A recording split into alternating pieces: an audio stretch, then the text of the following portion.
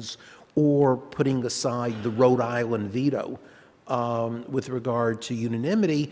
And he says, in essence, we're in a time of emergency. And I think there's a certain kind of schizophrenia in some of the discussion that if we really do believe this is a time of crisis or emergency or even exigency in the late 18th century sense, then you really rise to the occasion, which is where the framers are most inspirational.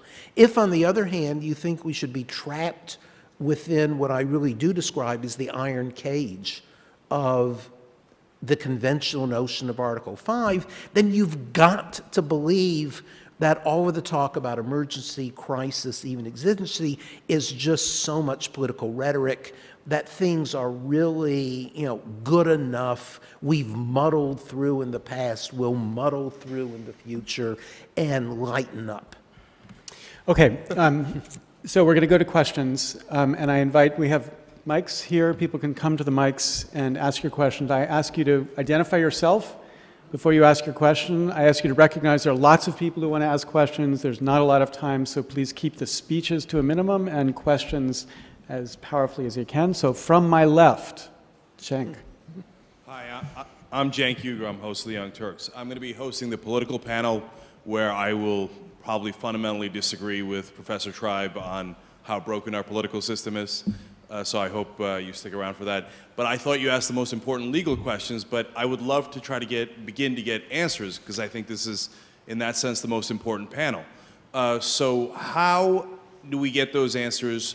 Who gets us those answers? For example, how do we choose delegates?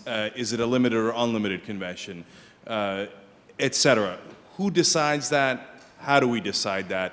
Can we begin to answer that?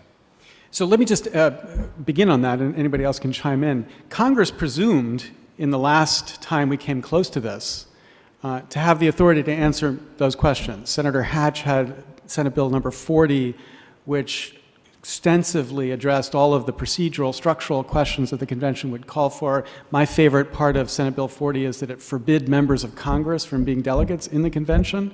But the presumption, at least going forward, was that that's within the scope of the necessary and proper authority. Is there? I don't think it is.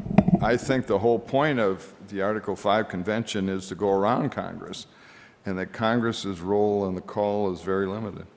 And let me just second that. You can look at Federalist 43, and it says that the states and Congress have the power individually to originate the amendment of errors. So there's no question that Article 5's state-initiated process is supposed to be the end run around Congress, and it would make no sense to interpret the power of Congress relative